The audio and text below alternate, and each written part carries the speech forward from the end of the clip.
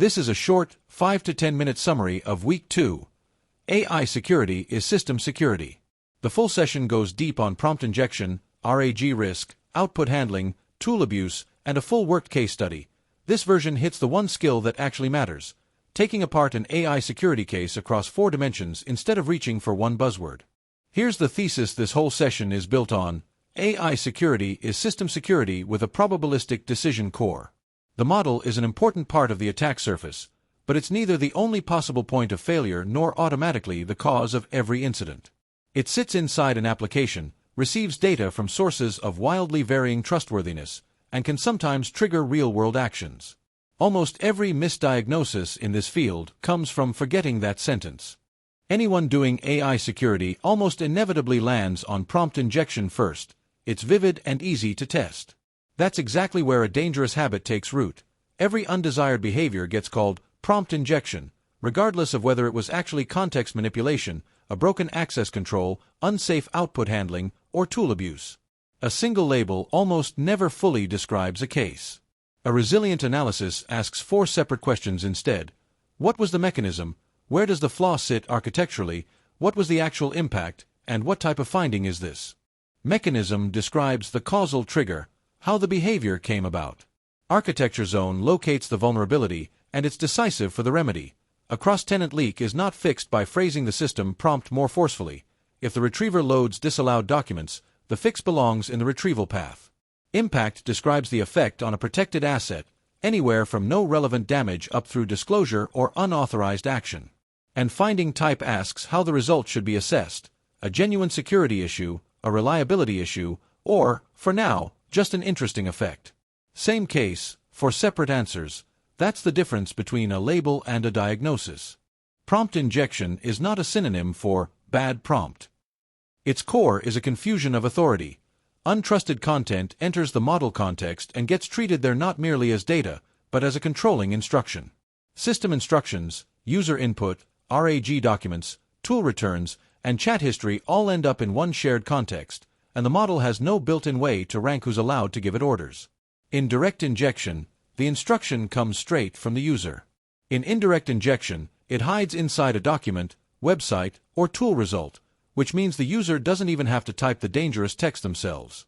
The application imports it across a trust boundary all on its own. Sensitive data disclosure occurs when a user receives information they aren't allowed to see. Here's the key reframe. Disclosure describes the impact, not the mechanism. The mechanism can be prompt injection, or just as easily a faulty ACL filter, cross-tenant retrieval, or a misconfigured integration. Here's the case that trips people up constantly. A retriever returns content from the wrong tenant, with zero prompt manipulation anywhere in the picture. That's still a clear security issue. Mechanism, ACL failure, zone, the retriever, impact, disclosure. No injection required. Calling every leak prompt injection can hide the actual cause, and you end up building the wrong fix. 2 more failure modes, and the distinction condenses into 2 sentences. With insecure output handling, the generated text becomes dangerous because a downstream system mishandles it.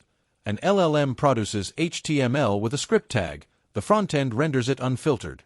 With tool abuse, a real capability becomes dangerous because the agent is allowed to misuse it. An agent calls a mail or ticket tool with disallowed parameters. The question that actually matters in both cases isn't whether the model said something odd.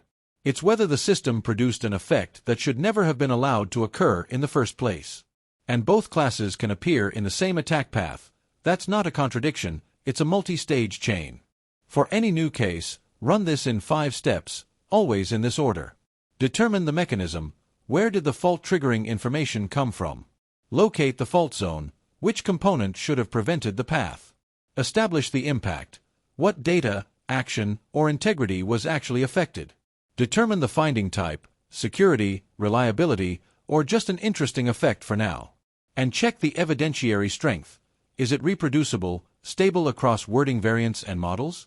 That last step is the one people skip, and with probabilistic systems, reproducibility is part of the security assessment itself, not an afterthought. Here's the compact version of everything we just covered.